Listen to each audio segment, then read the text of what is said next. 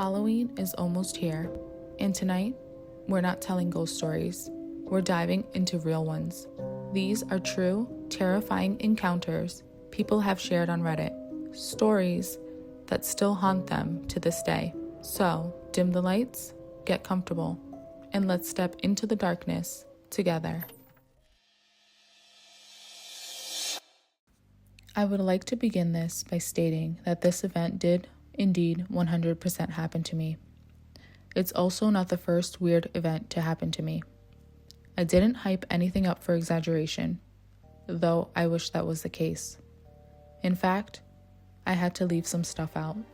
It was 2 a.m., and suddenly, I was gasping for air and sitting bolt upright in bed. For a second, I was surprised and confused. I thought that shit only happened in the movies.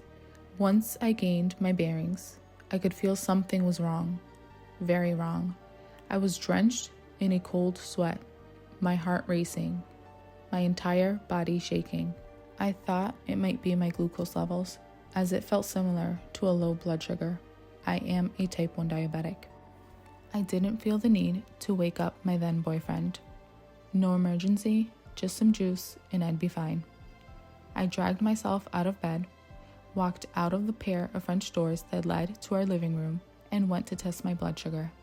I was surprised at the results. 145. Perfect. I washed my hands and retested just to be sure and get the same reading. At that point, I kind of just shrugged it off and went into the bathroom to splash some water on my face, trying to wash the feeling away. It helped a bit. And after spending a few minutes in the bathroom futzing around, I decided to make my way back to bed. The entrance to our bathroom was in our bedroom. Separating the two was a short hallway. Halfway down the hallway, I stopped. My legs refused to move, and I was suddenly dizzy. I tried with all my might to move them, but they wouldn't budge. It felt like they were stuck in quicksand. My futile attempt led me to fall over onto the floor. At this point, I had concluded that this was an emergency I should wake my partner up for.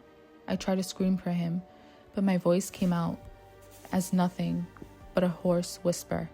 At this point, panic was surging through my veins. My heart was beating faster than it ever had before. I tried to crawl my way over to the foot of the bed, but now it was like my whole body was wading through that sand. I blacked out. The last thing I remember was desperately reaching out a hand to grab my partner's foot at the end of the bed.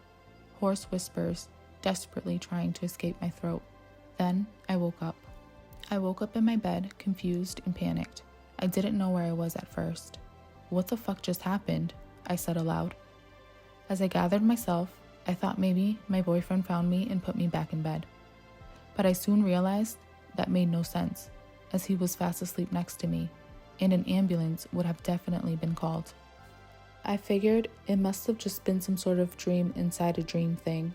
After a few minutes of staring into nothingness, trying to convince myself it had to be a dream, I decided to lay back down to try to get some sleep.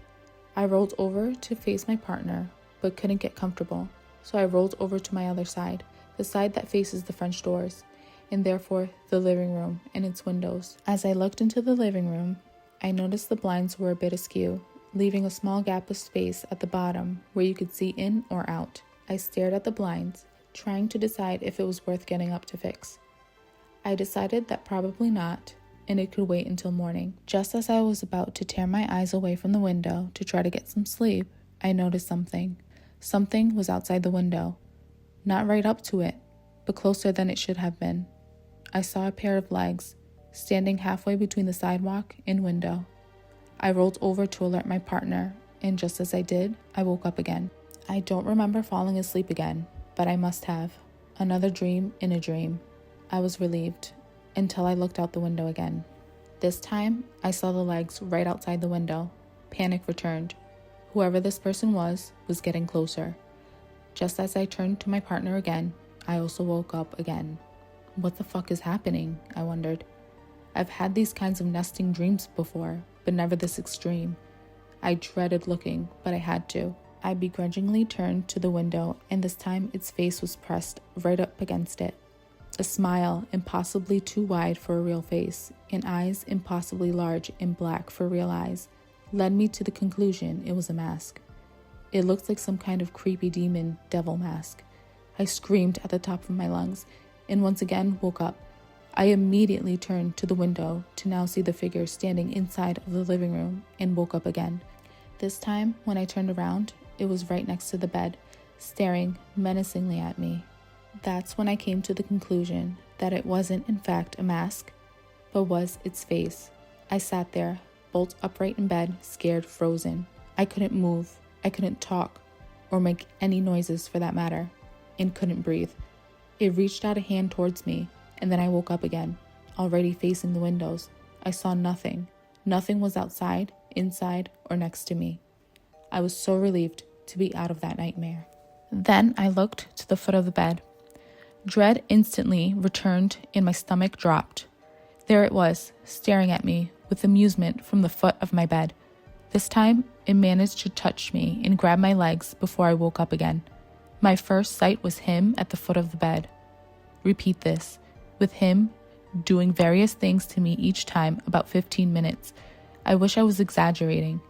After a while, I desperately tried to get myself to wake up for real. Every slap stung and every pinch jolted my skin. I could feel the things I was doing to myself and what it was doing to me. That's unusual for dreams. I no longer know if I was awake or asleep. After what felt like an eternity of this creature toying with me, I woke up. I looked around, no demons or monsters. Nothing out of place. I looked next to me at my partner, sleeping silently next to me. I was certain I had woken up this time. I let out a breath. I didn't know I was holding and immediately relaxed and started crying. Whatever that just was left me exhausted. I laid back down and faced my partner, gently, trying to shake him awake. I needed emotional support right now. I was terrified. He finally started to stir, and when he rolled over, it wasn't my boyfriend. It was the entity. We were face to face. It started laughing at me. That kind of laugh where you know they're laughing because they're picturing all the things they are going to do to you. Then I woke up again, for real this time. At least I think I did. Who knows? I could just be typing this in a dream now. Anyway, the whole night was a harrowing and absolutely terrifying experience. I was very shaken up. I saw that the sun was starting to rise and I checked the time on my phone. A little past 5 a.m. It was finally over. However, I didn't know what part of the experience was a dream and what parts were real. Went into the living room to check my test kit and I saw that the blinds were actually askew, which was pretty normal. I did have a reading from that night, 2 to be precise, from the same time I remember waking up and checking. I walked into the bathroom and saw the wet washcloth hanging on the towel bar from when I splashed water on my face. I concluded that at least those 2 things happened. But what about the rest? If those 2 things happened, then my blackout must have happened too. The last thing I remember physically doing was trying to walk down the hallway and passing out. How did I get back in my bed? Seriously, how? And I could feel everything in my dreams too. It all felt real. So real. I had some mysterious bruises the next day. So real that 6 years later, it's still on the forefront of my mind. I'm still wondering what happened. I have 2 theories at this point. 1, my actual body went back to bed while my spirit stayed behind in the bathroom in some astral projection kind of event. My body made it, but my spirit couldn't catch up, hence the difficult movement in blacking out in the hallway, but waking up in bed. The second is that I did have some kind of random medical event, serotonin syndrome or something, that caused the dreams to happen. I don't know, and it kills me that I might never know. I've tried to replicate it multiple times over the years, but no matter what I did, it never came back. If anybody has some ideas on what it could be, please let me know. All I know for sure is, every night before I go to sleep, I check to make sure the blinds are properly closed. Over the heath, there was an ancient crumbling water house where the entire estate's water system was managed. Believe me, we thought it was a miracle how anything that old and manky could keep and pump out any water, but it did. It was made with bricks, with a black slate roof and iron doors. Although at the time of this incident, it was just a shadow of its former self, and didn't have any doors, The windows were all smashed in by generations of kids throwing rocks and stones at them. It was there, where my mama and her siblings were kids, played over the heath, and they all told us it spooked them and their mates as it did us. It was a really hot day one summer in the school holidays. The older boys were at home for some reason, and all the younger cousins, me included, were being little brats, so the boys said they would take us all blackberry picking to keep us quiet. Mama agreed gratefully. The boys were really responsible and mature at 16, 17, and 18. They babysat for us younger kids all the time, so we all knew the rules of staying close to the boys and doing what they told us, and so a half hour later, everyone had their fruit buckets and we were off. There were 5 of us younger kids. We were all really excited as blackberry picking was a great family favorite activity, and our Gran's blackberry pies were the best. Gran's house led directly onto the back of the heath. There was a fence with a gap at the end. One of my older cousins passed me through to the other, then lifted my tiny wheelchair over the fence. The other kids were through in seconds, and we were away again. On our way to our destination, the older boys told us spooky stories, as they always did, half because they liked scaring us, and a half because we all used to beg them to. There was nothing more terrifying than a story from my cousin H or B. They were masters and so believable. We loved it. We all stopped talking when we came to the water house. Nobody ever dared to speak around or near the water house, not even the older boys. For something so mundane, it always looked, and still does, so eerie. There was a second fence to get through before we reached our beloved blackberry field, but this time as we squeezed through the gap of the fence, we were all more somber as we remembered the old wife's tale, urban legend that we all knew about the water house. The story goes, once in the early 1960s, there was a gang of bank robbers. They were local to the area and were really nasty pieces of work. Their expertise was terrorizing bank customers and staff alike before grabbing and shooting anything that moved. They did several jobs without getting caught, but they really messed up a particular job, and a sweet 19-year-old trainee bank clerk was shot dead, and 5 more people were seriously injured. One of the gang was also shot dead, along with the nastiest member of the gang being seriously wounded in the crossfire. It is said that the remaining gang members escaped with just a few hundred and made their way over to the heath and hid out in the water house. It was newish at the time and was a perfect hideaway for the murderers. There was a lot of contention and stress between the remaining gang, months, although it was never proven how. The bodies of all 3 of the remaining gang members were discovered rotting away in the water house 6 months later. A few years after, the weird stuff and creepy noises started occurring near and around the water house. Mysterious, hairy figures were glimpsed moving stealthily amongst the pipes and wires. A dank, moldy, rotten smell like aging river weeds was always smelt around the area of the water house, and eerie wails and menacing murmurs could be heard day and night. In the late 70s, there was a spate of mysterious deaths of homeless people who would shelter over the heath not too far from the water house. There was nothing to ever link the deaths to the water house, but the locals soon started giving the water house and surrounding area a wide berth because of the creepy history and dark reputation, and that left the water house abandoned and in despair. That's what we knew of the water house's dark history. That is why we were so wary and anxious to get away from it as quickly as possible. When we were all through the gap in the fence further away from the water house, us younger cousins built up enough courage to glance over at the building of ill repute before being rounded up by the older boys. A put me in my wheelchair again, and we set off to the blackberry field. We soon arrived at the field, where some other local kids we knew were already there, and we spent a nice afternoon picking and eating the juicy sweet blackberries and splashing in the river, and soon the sun was getting low and it was time for home. Our journey home was much like the one there. We were still bantering, laughing, and the older boys were still winding us up slightly, but being as it was getting later, we were feeling wearier and slightly subdued. When we reached the fence before the water house, the air felt slightly too close, like before a thunderstorm. The youngest of the 3 older boys got me out of my wheelchair so that B could lift it over the fence. The other kids were already on the other side of the fence with H and B. A suddenly said to his brother in a low, guarded voice, "Something moved at the back of there, bruv." B just looked at him sideways. Out of the boys, A was the most likely one to pull a stunt or wind anyone up for a laugh, but A was straight-faced. A said, "I'm going to have a look," passing me through to B and squeezing past us all. "Wait up, A. We've got to..." Having put me in my wheelchair, B had moved forward towards his brother when we all heard A shriek out in horror and disgust, and the two boys moved back quickly.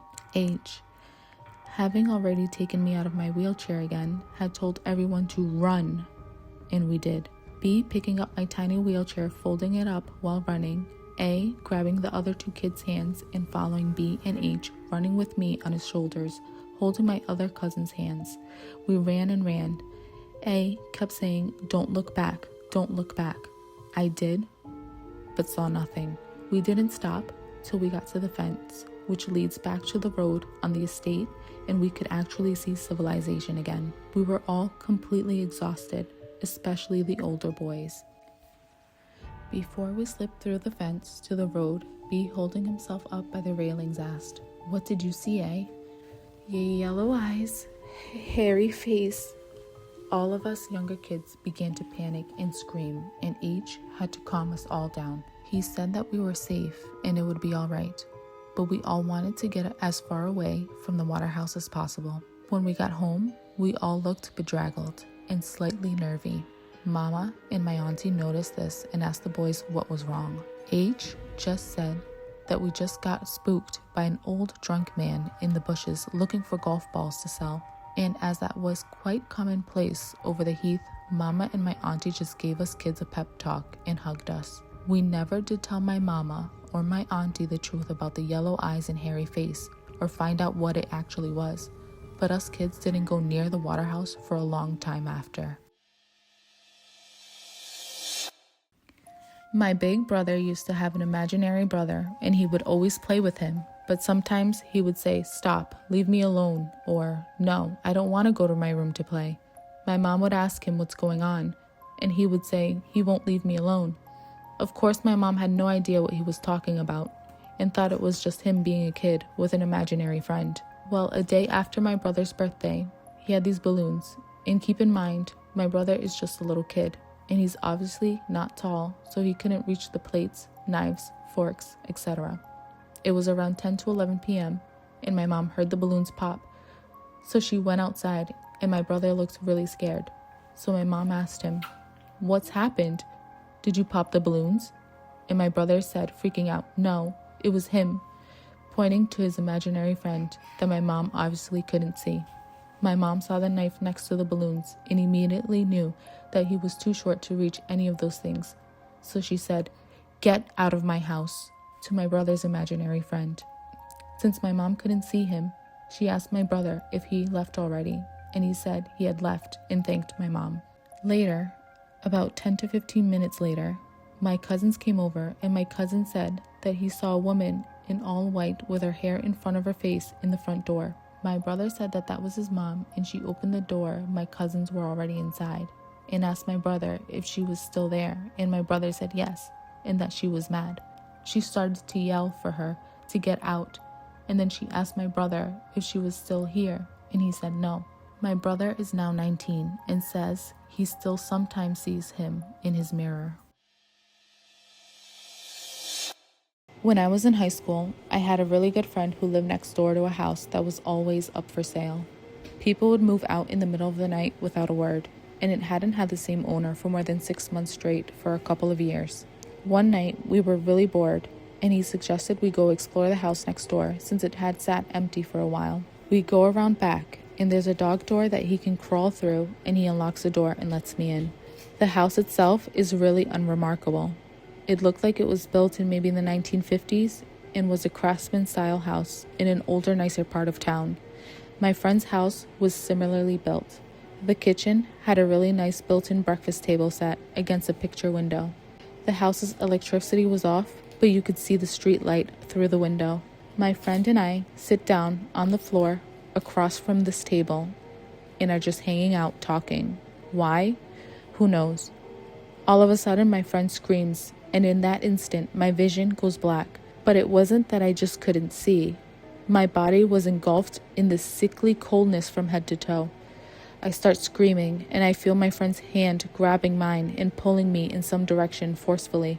My vision slowly comes back, and I start to warm up when I realize that we're outside under the street light. It was December, and should have been much warmer inside of that house. Finally, I look at my friend, and he looks scared.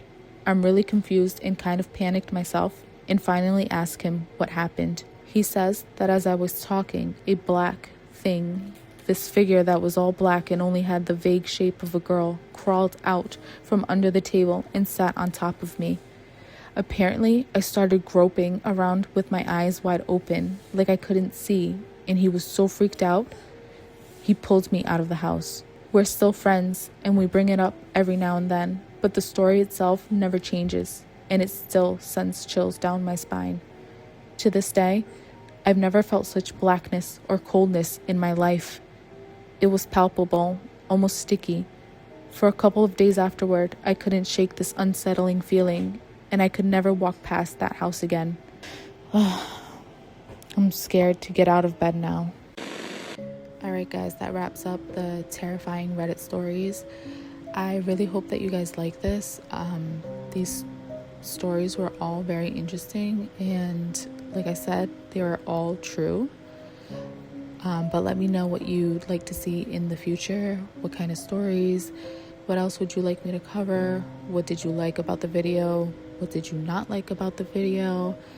And thank you so much for watching to the very end of this video. If you haven't liked the video, please like the video. It helps a lot. And also subscribe to the channel. It's my goal at least to get at least 50 subscribers. I know it doesn't seem like much, but that number actually means a lot right now since I'm starting out. So please support. And yeah, that's all for now. Thank you so much for watching, and hope to see you in the next one.